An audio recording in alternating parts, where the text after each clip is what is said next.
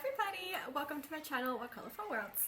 Today is a very exciting day for me because I'm going to be showcasing the 25% completion mark of Rooms of Wonder by Johanna Basford. I didn't actually realize I was so close to completing a quarter of the book until a couple weeks ago I started counting and I realized I had literally just completed 25% of the book. So the whole book, if you include the like flap pages here, are 72 pages. So half of that is 36 and half of that is 18. And I have 18 pages completed here that I would like to show you. So I'm gonna go through this in chronological order and turn it into the story of coloring, of how going through this book has taught me different techniques of coloring and just kind of showcases my learning journey. Let's dive into the book and get started. So the first page that I have colored in this book is this one over here, the reading room. And I finished this one in 2022 in November, on the end of the month. So 28th of November is when I officially finished it. If you look at the original of this room, you would notice that it's just this shape here. And so what I did was I added in the background, and I had so much fun doing that. I thought to myself, what if this is a reading room where the room itself is actually a whole world that you enter by opening a book, because the shape of the ceiling here reminded me of the shape of an open book. And so that's what I did. I drew in this book and I had a lot of fun doing that. I know it looks a tiny bit weird when you have the book open and then you suddenly have this extra I guess like thick red piece here. Like maybe that should not have been colored red, and that should have actually been the color of the pages to show that that was just another page in the book. But I think I only came up with that idea after I had initially colored this initial outline, which is why that line there is still red. But despite that, I think the effect is still cool. And what I did was I wanted to kind of mimic what was already there and add those in. So for example, these birds here, I tried to replicate it but flying over here. And then this stack of books here, you can see it's actually the same shape as the stack of books there, because that's the reference that I used to draw that. And then these standing books here, I used by pulling some of these standing books here to have that be my shape too. And same with the flowers. I was trying to mimic the flowers. And even things like the way that the ground has these little wiggles and moves is actually the same as the way that the tree has little wiggles and dimension. And so that's how I copied that over, even adding in a tiny little insect over there. So it was so much fun coloring it. I used Prismacolor pencils because those are pretty much the only pencils that I own. So everything's going to pretty much be Prismacolor pencils. And one thing that I was trying to do is have like clouds in the sky, but I couldn't quite manage it. So as you can see, I just have some weird like blue swirls in the sky instead. But it still works because it's soft enough of an effect that it doesn't overly take over, but it still adds some texture and dimension to the page. So overall, I was really proud of this as my first page in the book, especially since I was like adding in the background and it just really added to the dimensions of the page, and I just felt so creative and so happy with it overall. And the white pen I was using here was still Jelly Rolls. It was before I switched to acrylic paint pens. I remember that, and even here the gold binding of the books is another gold Jelly Roll pen that I had. Yep, there you go. So that's the first page, which is the reading room. Alright, so the next page that I colored was actually 7 months later, and that is this flower room page, and I did this in June of 2023. So 7 full months later. I took a long break from this book for some reason. And I believe that the reason I colored this page was because I had just received the color cubes from Sarah Renee Clark and I wanted to test it out, and I had picked this palette to test. So this is palette number 208, and then these are the different colors that we have here. And I know that Johanna Basford, whenever she has these repetitive patterns, they tend to look better if you have a limited color palette, and that this was a nice way to kind of like explore the limited color palettes, again using my Prismacolor pencils. So I have a lot of fun with this too, and it was very meditative to do kind of like the repeated patterns, even though I will say at times it was a bit tiring as well. And I know that I initially had wanted to have some kind of a shading or a gradient come here so that the center was not just white, But after I finished coloring it, I liked it so much, I was scared of ruining it by going too far, if that makes sense, in the other direction by having too much busyness in coloring and shading inside. So I kind of left it as is. It took me a while to figure out, even with a limited color palette, which color I wanted where. But I think it still ended up working out well. And keeping it in the cool tones, I added in silver to the palette to make this key silver here as well. You'll notice that this background has a bit of a weird color over here, and that's because I had initially colored this in, but I really didn't like it, so I used my white acrylic paint to kind of go over it. But being white paint, it's always slightly transparent, and so the underlying color comes up a tiny bit. But I don't mind it too much. From a distance, you can't really see that I had made that error and then corrected it, so it still works out well. And yeah, so this is the second and third page that I did with the book. Love the color combos. It was fun to kind of figure out what goes where and how I wanted everything to look. A pleasure to color. I was so inspired by this page that I decided to immediately dive into another flowery page in Johanna's book, and I got into the idea of doing the wallpaper pages. So the next one is this one right over here, and it's that same month, but just completed 10 days later. That is probably how much time it took me to finish this in the first place. So I loved this page here. It was such a fun spread to do, and it also went rather quickly. So a new technique that I had explored here was, how do I get a single color background and have it look smooth? And so I tried the two-pronged technique where you use a wet medium to begin and then you use a dry medium on top. So I had at this point bought the water-based markers from the Ohuhu set. I know that everyone was into Tombow, but they cost like upwards of 250 euros here in Europe, and that's an expensive set for markers. I feel as though markers are going to run out faster than coloring pencils do, and I wasn't sure if you could buy them back unit price every time one comes. So I went into alternatives and I decided to get some Ohuhus, and they're kind of stored in this case here. So the technique that I had done was take a marker and a color that I wanted, and I believe it was probably this marker here. It was one of the peachy markers, and I began by putting on a straight layer all across the background with the marker. Being cheaper markers, this ran out pretty much immediately, so it's not something that I could use it on multiple projects for. Once you do an entire background with one of these markers, it tends to run out of ink, and then is not really useful anymore. Like, my black died so quickly, and that's the one marker that is really helpful in doing black backgrounds. But anyway, the first layer that you do with markers is just the base layer because it's still going to be streaky. What you then have to do is on top add a coloring pencil. And so then I added the peach coloring pencil on top of that, trying to match the colors. And what that did was it gave just this very, very smooth background that is just one solid color. So again, it's the two-pronged approach, some kind of wet medium like a water-based marker, and then on top of it put a coloring pencil of the same color, and that smooths and evens everything out.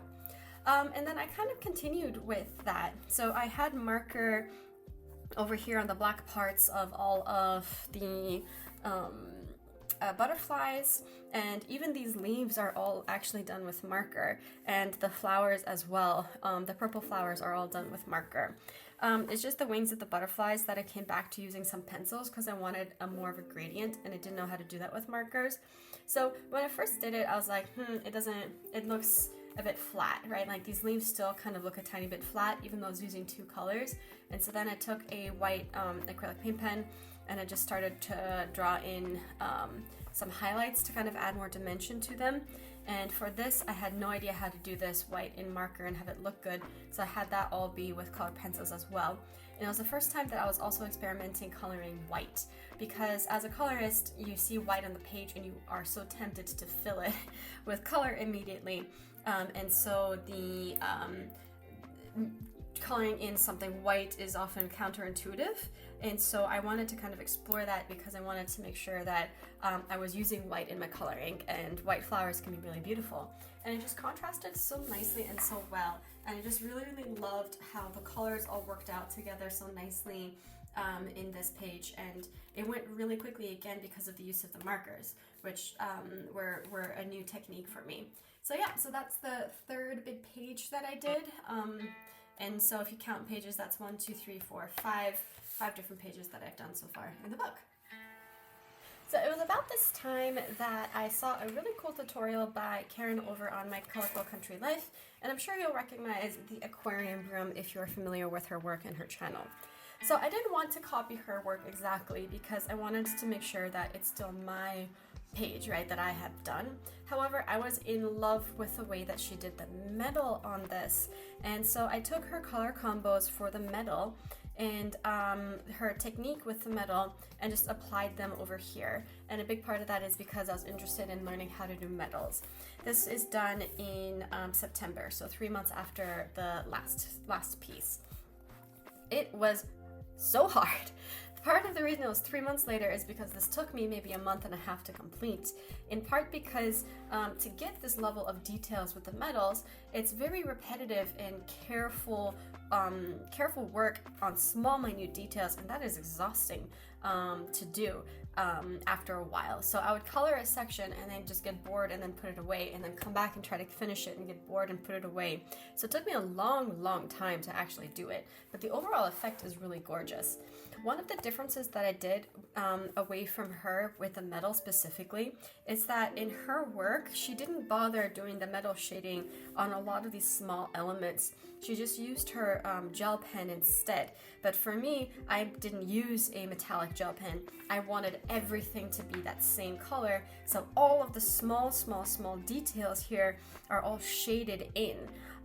So it's not a single color. Like this line here had like so many different pencils in it. I think it can count like 3 different pencils I used in this tiny little line, trying to get those colors in the way it's supposed to go.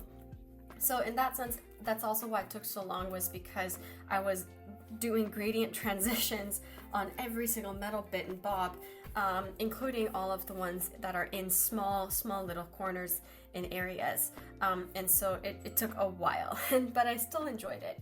Otherwise, the rest of the colors are mostly my own. The other ones that I did take from her is coloring the rocks and also the color combo for the sand. I loved the way she did the sand here, so I took the color combo of the sand. But other than that, all the fish were my own colors, and I did not do the background. She had done kind of a broken brick wall effect for the background. I just left it white. At that point, I was wondering if I could add in a background, but I didn't want to add in a background that would distract from the fish. I didn't want to make it black either, even though looking at it now, black background could have been cool because it would have made this like really be shiny and bright. But back then I just kind of left it as is. And I think my favorite elements here, aside from just the really cool metal effect that took forever, is I added a pair of glasses to the octopus because his eyes were so big. And I just thought that he looked like he was wearing glasses, so I added glasses. And I really love the colors that I have for these fish here too. And I added like a white gel pen at the top to make them glow a tiny bit, so I loved that as well. But yeah, here we go, aquarium room. It took me like a month and a half to complete, but I enjoyed the final results afterwards. And it's really a pretty page. Looking at it now, I'm kind of wondering if I should make the background black, but probably not. I should probably not work on old works. So many new things to color as well. So at this point, I was on a bit of a coloring roll in Johanna's Rooms of Wonder book, and it had quickly become my favorite coloring book. So the next page I decided to tackle was immediately afterwards, and that's this. I call this my formal wallpaper room because the design is very formal, and it's wallpaper room. And so this one I had completed on the 13th of October 2023, so around a month after the previous page, and it was a bit rough. So I wanted to again expand on having like a solid single color background, but the difficulty of doing it on this particular page is that it was mentally challenging to have a background when you have so many small details to get around. So not only are repetitive patterns a bit mentally draining, because when you're doing the same thing over and over again, it becomes a bit more boring than if you're having different elements to color, and that can like pique your interest. It was also repetitive details, which means you couldn't really zone out. You still had to pay attention, and that was just so hard. Another thing that made it challenging was the technique that I was trying to employ to make it this luscious teal color. I found online somewhere someone using a black Derwent Inktense pencil and activating it with a black marker in order to create a solid black background. And I was like, hey, will that work with other colors? So I chose the iron green Derwent Inktense pencil, and then I chose my Ohuhu from my Ohuhu water-based marker sets, a matching kind of dark teal green, and decided to activate the Derwent Inktense with the marker. And it was hard. I mean, look at how thin this line is here. Imagine trying to do this dark color around it without going into that line. Like, it was tough going. But I finally managed to do it, and it still was looking a bit blotchy. So this is not a solid, perfect black background. And then I was like, all right, maybe what I need to do is take a Prismacolor pencil and go over it with a Prismacolor pencil. And I started to do that here. And for some reason, while I was doing it here, I felt like the Prismacolor pencil, being so soft and buttery, was doing a worse job of going over the line work into the small designs. And so that was something that I was like, very quickly, I was like, you know what, it's fine. I'm not going to do a pencil overlay. So just this one section, and you can see it's like extra shiny compared to this section, had the Prismacolor pencil overlay, and then the rest didn't. Looking at it afterwards, I think I should have pushed through with that Prismacolor pencil, and then I would have gotten just this beautiful, beautiful solid color, as opposed to on this side, it's a tiny bit more blotchy if you look closely. But again, you know, with these kinds of artworks, it's only blotchy if you look closely. So I finished this side of the background, and then I went ahead and did the elements on the inside, and that also took forever because I think Karen, for some of these small things, just took a shortcut, right? She used her gel pen when she eventually did this a couple years later when I saw her video. But for me, I wanted to do the blends, and I wanted to do the blends on even the tiniest of the details. So even this thin line coming over here, even this thin line coming in there, that's all blended with multiple pencils working together, going from dark to light. And so because you're working with multiple pencils, you're trying to create an intriguing blend, you're trying to manipulate all, like, I think this has like 6 different greens in it, you know, to try and give it as much dimension as possible. It took a while to just kind of get that going. And then once I had it down, it was too dark. Like, it was just really blending into the black background, and I didn't like that element either. So I had the brilliant idea of outlining it. So yet another layer, yet another step to keep working on this page, which at this point I was like, it should be done. It's tiring, but I kept working on it. I then took a marker and I just went over everything. But lo and behold, because you had an ink-based base, right, both with the water-based Ohuhu marker and with the Derwent Inktense, the white got absorbed. So this is no longer pure white, it's now a lighter version of teal. So then, not only did I have to go over it with an acrylic marker once, I had to go over it with an acrylic marker twice, trying to make it as opaque as possible on every single strand in detail. It took a while. I think you're understanding what I'm trying to say here.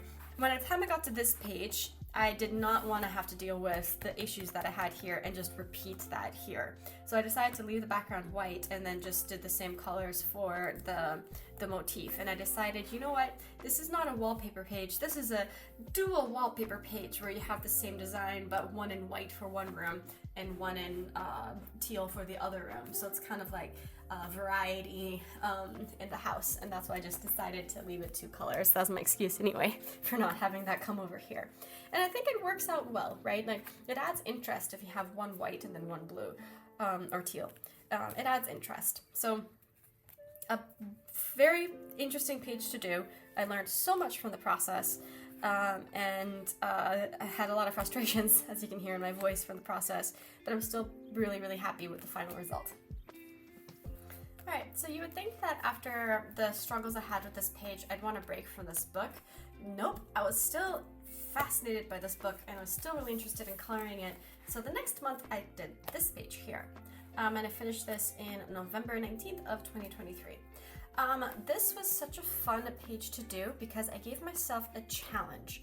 I wanted to see if I could use all 150 of my Prismacolor pages in a single page, and that's why I chose this page here, because it has so many different small items that you could have that cacophony of color without it looking too jarring.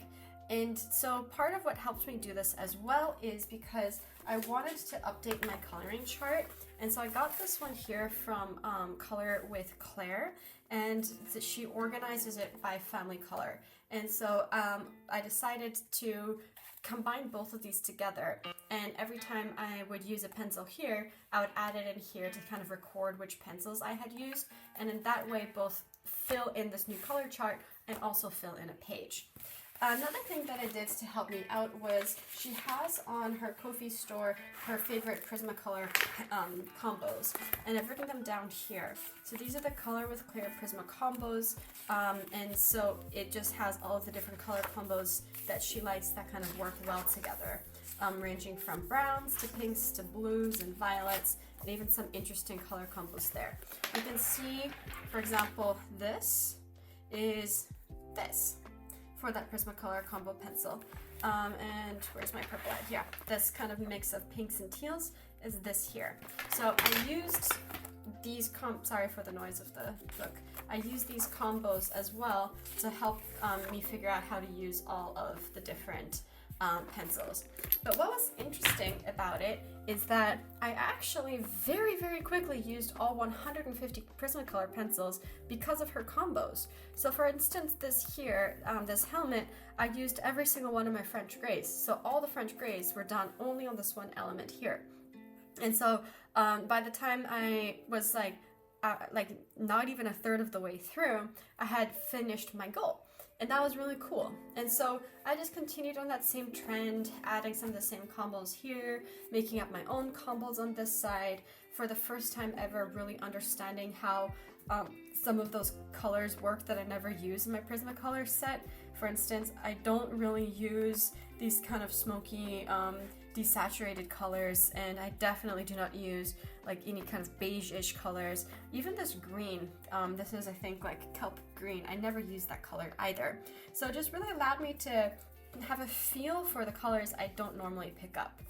To kind of make it cohesive and bring it together, I drew in the floorboard as well, because otherwise it looks like it's floating in space, and I don't like that look. So the background's still white. What I did was I tried to add a shadow underneath lightly, so it looks as though the light is coming in against like a white wall, and so everything has like a bit of a shadow around it using some of my cool grays, and I drew in the floorboard here.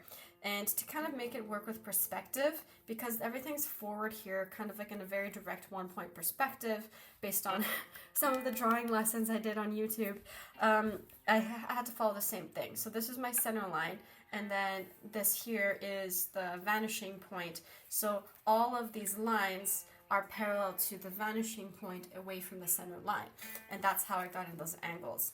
Unfortunately, that means that these don't line up here. So, and that's in part because if this was considered a single, I guess like wide angle shot, technically everything should curve slightly, but because she drew it flat and flat, essentially this is not really the center point, because if I had made this my vanishing point in the center line, the floorboard over here, it would be at like this mad angle, right? Like it'll just be super, super elongated trying to come in, and that would just give it a bit of like a fisheye kind of warped effect, and I didn't really want that. So instead I decided to just deal with the fact that this has like a really weird awkward middle, and instead make it this as its own piece with the vanishing point, and then this as its own piece with the vanishing point. And yeah, so that's how I did the floorboards. And it was a lot of fun also figuring out wood combos. Like, it's such a happy wood combo, and I tried to base this off of the colors of my own floor. So that's how I got that there. There we go. So again, on a roll, the next page I went to was pretty much immediately the next day after I finished this, and I ended up finishing this entire page in only one day. This one I finished on the 20th, the previous one I had finished on the 19th. And the reason this took just a day is because of the predominant use of my Ohuhu water-based markers. So, story behind the colors. I called this room the picnic tablecloth room. So it's another wallpaper page, but just the pattern and the colors and just the shininess reminds me of those like vinyl plasticated tablecloths that you have at parties and picnic tables to eat outside, because they're like plasticated so they're easy to clean and wipe. So that's what it reminded me of, so that's what I've called this room. I was not initially planning on doing this green. I wanted it to be a bit more of a desaturated, almost sage-like green, but I chose to do an Ohuhu water base first and then do the Prismacolor pencil overlay that had worked with my peach wallpaper room earlier to get that solid, colorful color background. But the problem was the Ohuhu markers were not desaturated enough. The colors were just too bright and too vibrant. I know that this is one of the complaints that people have with Ohuhu in general, is even their pastel range of colors are not pastel. They're still very, very like bright and vibrant, and they don't have the muted tones that kind of add a bit more naturalness to the colors. So I got the least saturated color I could find, put it on, but in terms of matching the Prismacolor pencil to it, the initial color I had chose, and you can sort of slightly see it here. Yeah, not really. I ended up coloring over it. But the initial color that I had chose did not work. Like, those two colors did not mix well at all. And so the closest color I could find that was a match to the marker I had used was Prismacolor's Spring Green. And so I just bit the bullet and I was like, you know what? Even if it's not the color I was aiming for and the vision changes, that's fine. Sometimes I feel like coloring book pages have a mind of their own. Like, you can come in with an idea, but they'll just kind of take whatever path they want to take. And you can either fight it or go with the flow and try to create something beautiful, even if it's not what you had envisioned. So that's what I decided to do. I bit the bullet, I picked the only color that matched my base color, which was Spring Green, and it turned into green, like this vibrant, synthetic green that you don't really find in nature. So I rolled with it. I was like, all right, I guess the entire piece is just going to have to be like almost neon bright on everything.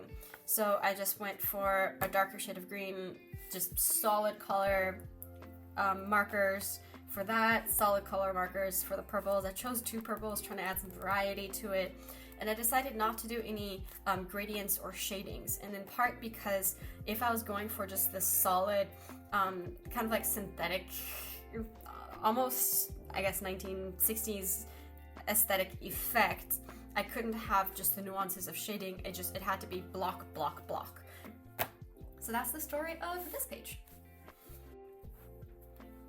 Alright, so once I had finished this, I had finished my roll of this book, and I took another hiatus from it, another 7-month hiatus. So again, ending in November, I picked it up the next year all the way in the summertime in June. Part of why I wanted to pick up this page is because I saw two things. One of them was a Barbara Color tutorial on making this gorgeous like sunset pastel sky, and she did it in Worlds of Wonder, so the other Johanna book that has like a windmill island. So I think Barbara Color calls it like the windmill island tutorial to do this background.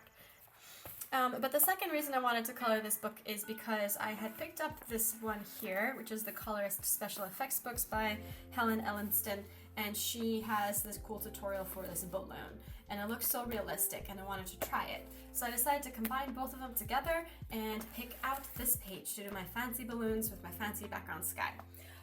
This was another page that took me a while to figure out what I wanted to do, in part because in the original drawing you only really have this windmill and these balloons, and there is no background. And so I had started by making the balloons, and I had them all of these like metallic colors, and the shading was really cool and fun. And then I was like, all right, do I do Barbara's sky, just the entire thing? But then is this windmill just like floating in space? Like, it needs a ground. But then if it has ground over here, is it just like at the edge of a cliff randomly and the rest of it's just sky? Doesn't it also need some land? So initially what I was planning on doing was just having this be more just like, almost like a grassland, kind of expanding back with some mountains in the background. But then I wanted a lake in it, and it was getting confusing. So what I just did was I said, you know what, I'm gonna have the sky just come halfway down and I'll figure out the land later.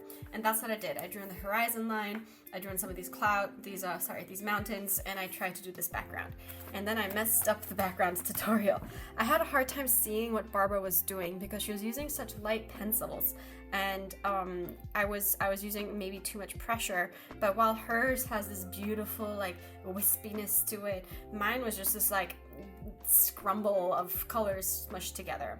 And then I was like, hey, I can fix it with my soft pastels. So I decided to put that on top. But lo and behold, if you are using soft pastels on top of a wax-based coloring pencil, it does not stick because the wax acts as a resist, and the chalkiness and the powder of the pastels have nothing to stick to because the tooth of the paper is glued basically with the wax of the coloring pencils. And so it was just horrible. And you can kind of see the effect here where some of the chalk managed to stick in between the wax layers that I have built, but it's just, there's no blending, right? It's just this hodgepodge that was kind of created. So that didn't work. Or even here you can see just like the scribble, like the actual line work and the scribble of the chalk as I was trying to like force it into the page. So it's very, very rough, the sky. The colors are pretty, just if you look at it from a distance, like any coloring page, you never notice the faults when you look at it from a distance, in my opinion. So it worked. Then I was like, all right, I have to figure out this foreground. So what I did was I actually took a photo of this and I printed it. And then on the printer paper, I just experimented with different versions of how I could have this be. Like, do I have like a small lake here and the rest of that grass? What am I gonna do? So that's what I started with. I started by trying to add in a lake here, and I wanted the rest of this to just be kind of like grass. But then the problem with that was it didn't look right? There's something about it, the angles felt off, it didn't look right. And then I tried erasing it, but you're trying to draw green on top of blue, it's not gonna erase well, so that didn't work. So I was like, all right, this is what I'm gonna have to do. The entire thing is a lake. And then you have the, I guess the mountains on the edge of the lake to just make a bit of a cut between the lake and the sky. And then you can have some reflections in the water. So I just erased a clean line and then kind of just colored in a bit of a reflection in the water. At this point, I had also received my small 36 set of polychromos pencils. So I did this with the indigo blue with the polychromos pencil. And then I was like, all right, so this has to be grass. I don't know how to draw grass really well, so it's just like textured lines. It's a bit rough, but it's fine. I had like my little path come to the tiny, tiny little door in this humongous windmill. Like, I just don't understand the proportions of this page. And then I was like, all right, I need a fence. But the fence can't really be like knee high, right? It doesn't make sense for a fence to be taller than a door. So I made the fence pretty much the same size as the door. So it's like a tall-ish fence, but not like ginormous. So then I have like a tiny little fence there to say like, all right, this is a windmill at the edge of a lake, and don't worry, it's not gonna fall in. There's like a small fence detailing the edge of it, and it'll be fine. I still think it worked out, and I'm really glad I pushed through and finished the page. So even if it's not my favorite in the book, it's still interesting, and it's still a nice experiment in trying to add in backgrounds, and it's teaching me a lot. And one thing that I don't want to do is just stick in my comfort zone and not expand my knowledge base by taking these kinds of brave risks that may or may not pan out. And so overall, I'm really pleased at the page, especially for the lessons that it taught me, particularly with the biggest one: do not put chalk pastel on top of coloring pencil. That's a good lesson to learn over there. But yeah, there you go, windmill page. So once I finished this page, the next one I came to 2 months later is this fruit mandala page here. So the reason I chose to do this page is because I had recently updated my system of using masking fluid. I bought this ruling pen, and a ruling pen is a calligraphy pen with this little knob that can either make it really like wide or really thin depending on the thickness of the lines that you want. But people have been using this with masking fluid by dipping it into the masking fluid, and then it stays in this middle part and then slowly comes out, and you can essentially draw in your masking fluid as accurately as you can, because it makes it a bit more accurate than any other methods that I have tried. I've tried silicone brushes, they don't work for me. I've tried even like a glass pen, it didn't really work for me. I tried regular like paint brushes, definitely did not work for me. I tried dotting tools, didn't work for me. This works for me very well. So what I do is I take my masking fluid and I put a tiny bit of it into a small container, and that ensures that this doesn't dry out so fast.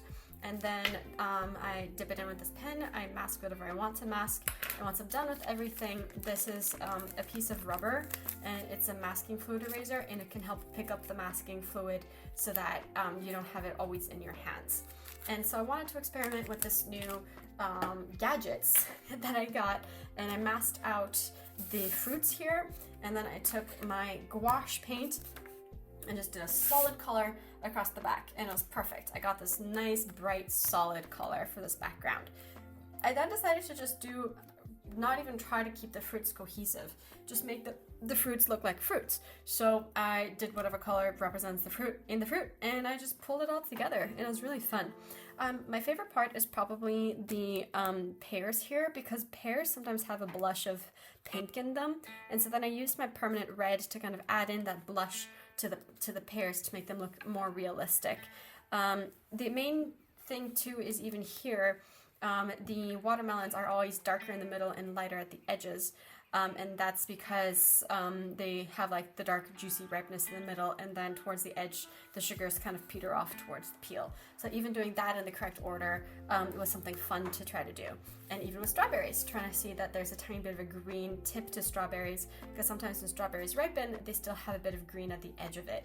So I was trying to add in these tiny little cute details here and there to kind of make this more realistic. And that is the fruit mandala page that I had done. So again, gouache background, Prismacolor pencil inside. But after finishing this blue background fruit mandala page, I didn't actually go straight here. Instead, I went to do this origami room here because I had a buddy color to do with this page. So I really enjoyed doing it. It was buddy colored with Kira over on A Picture of Purpose, and I immediately knew, looking at the page, that I wanted the background to just be this really nice soft peach wall. And so that was the first thing that I did, was trying to get this wall in. And so the way I did it was I used my salmon pink Prismacolor pencil, and then I essentially melted it using Gamsol. So Gamsol is odorless mineral spirits, and you can find some techniques online where you can use it to essentially melt the wax of your Prismacolor pencils to make it a bit smoother. And once there's a first layer, you come back in on top of it with a second layer of Prismacolor pencils to make it nice and solid. Essentially, I've been trying to explore over the past few years how to just get like really rich, solid background colors, and that's another technique I tried, especially in this book. And it worked out for the most part, a tiny bit streaky here and there, but you can't really notice. And then I decided, you know what, the line here ended right there.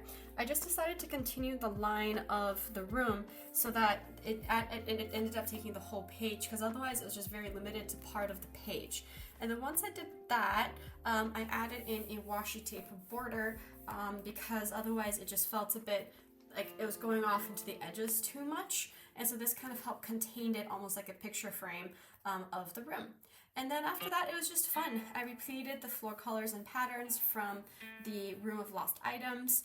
And because the entire wall faces kind of this direction, I used the guiding lines of this table here. So then that direction is kind of the direction that I made all of these go. And so that way everything is kind of aligned into the lines that are already created in the page. And I used a lot of my Jelly Roll metallics for many of the small details. So this entire thing is just Jelly Roll metallics. All of these small papers are Jelly Roll metallics. And I had received those for a Secret Santa present 8 months prior, and I just had never used them. And so it was kind of nice to be able to deal with all the small details. I know that Kira was really frustrated with all the tiny details, but I just, you use a Jelly Roll pen, it's done super fast and super quickly, and it was just like a really fun, bright origami room. Right after this was feeling like I was on a roll with my jelly rolls. So I decided, why not do an entire spread using only jelly rolls? And so over here, because they have such tiny, tiny flowers and details, I felt like it was perfect. And so I used every single jelly roll color that I had and colored the entire page in. And to kind of like make it cohesive, I went over the titles in jelly roll and these small little keys on the side as well. And it's nice and shiny, right? Like you can see it kind of glitter a tiny bit in the light. It's a very, very fun, quick room to do. And I finished this in August of this year, super fast, doing both of these together. Super fun, and just a nice, quick way of dealing with a page of tiny, tiny details without just getting hung up on the tiny, tiny details. I could have, I guess, used my soft pastels to kind of like have a gradient colored in here, but I just decided to leave it all white, and it still works out really well, I feel, for these kinds of background colors. Alright, so then once I was done with this, I started to hit the completionist feelings. And by that I mean, if a page feels like a double page spread and you only do one side of it, you get kind of itchy. You're like, oh, I need to finish the other because it feels half complete. And that's the feeling that I had been developing over this room. So I had finished this, but considering that this is matching for this, right, they're both fruit, this felt incomplete. So my next job was to come in here and finish this off. Instead of having it be blue, I decided to switch colors, but I wanted to be kind of like in the same vibe of having it be just like a really nice, bright, cheery, like fruit page with our solid block colors. So same system, masking fluid, everything. Used my yellow gouache this time, got the entire background in nice. I did a much more even job here, right? Like this yellow is very solid versus this blue is mostly solid, but you can see some paint strokes here. So I was happy with developing my skills of using paint as backgrounds as a big improvement from that page to this page. However, when I got here, I did not for the life of me remember what pencils I had used here earlier because I did not keep track of this since I was just doing it just kind of randomly without overthinking it. So I just color matched to the best of my ability. I brought in, again, now that I had discovered the joys of metallic jelly roll markers, brought in some of those for elements, like over here that's jelly roll, over here that's covered as well. Even this orange at the skin is covered a tiny bit too. You can see a tiny, tiny bit of sparkle here and there on the page. But yeah, it was fun to kind of get that in and also try to work on my glass effect too. And using just kind of like the white shinies helps finish making it look a bit like glass. I feel like I still need to work on my glass effect overall, but it was still kind of fun to do. And again, I decided to just have it just be like a wash of a variety of colors, not really trying to keep it cohesive, because then it matches the vibe of the other page, but at the same time ensure that I'm keeping the fruit cohesive with the colors, right? So you know that pineapples have green but also a bit of yellow on them.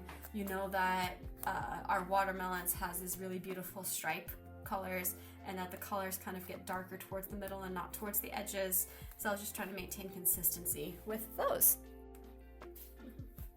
Alright, and that brings me to the final 2 pages of the video, and that is the wizard room.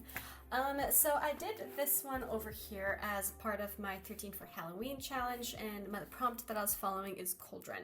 And so I did this one in October, finishing towards the end of the month, the 27th. I didn't have as much fun doing this one, to be honest. It felt like a bit of a drag, and that's in part because I had done a watercolor base and then tried to do it on top of it with Prismacolor pencils for all the smaller elements. And I found that way more tiring than if I had just colored it directly with Prismacolor pencils. And it felt like just an added layer and an added step.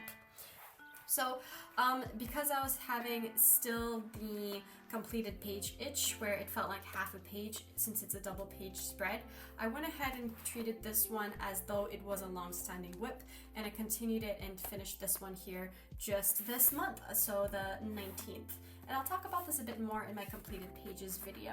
But I had way more fun doing this, in part because I learned my lessons from this here. Another differences between the two is that I switched out how I did the backgrounds. Over here, I was using the rest of my Signo pen, and as you can see, it's like almost empty, and it works as just like a thicker nib water-based pen to kind of put down a marker layer. My Ohuhu Black had died on me, and I didn't know how to buy other like water-based brush pens that would work. I have tried Black India ink, but that doesn't work very well. I don't recommend that for solid black backgrounds. So this works for the most part, except since it's getting kind of empty, got a bit streaky, so it feels a tiny bit more streaky over there, and I colored it with my Prismacolor pencils. For this one, however, I had ended up buying a Tombow black dual brush pen, and again, it's water-based, so there's no bleed through on the other side. And this worked really well. Like, I can understand now the hype around Tombows. Is the full set worth the 250 euros? I would still say no, right? Like, that's a lot of money to drop on markers. I feel like it's more justified to drop that money on pencils, because pencils last forever, but markers I feel run out so quickly. But then again, these have a really thick barrel and they seem to be really juicy. Like, I cover this entire background and it's still in a very juicy pen, so I know I can cover multiple solid black backgrounds. Plus the nib didn't fray. With my Ohuhus, the nibs fray really quickly, and that's part of what made the formal wallpaper room so difficult, because the frayed edge meant you couldn't be precise with this. Versus this, you could be very precise, plus you have a bit of a better bullet point nib on the other end to kind of get into the smaller details. So it was a lot easier to create the sticker effect using that and my acrylic paint pens than it was on this side. But yeah, it was really fun to do. So got my background in, made it nice and solid with the Tombow and a Prismacolor pencil overlay on top. Had a lot of fun kind of creating the white outline around these elements and kept the colors as cohesive as possible to the side here. And I love that I made these candles black. It's still very Halloween-y in that sense. And my favorite shading, I think, is on the hat. Like, I love the way that purple hat came out. And that concludes the 18th, the 17th, and 18th page that I have done in this book.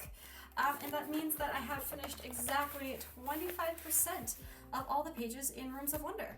And that is very exciting. And that's it. That's all of the different pages that I have colored in this book. Thank you so much for sticking with me this far. Tell me in the comments what your favorite of the pages are that you liked, and which page you would like me to color next if you have any suggestions. I hope you have a wonderful day and happy coloring. Bye everyone.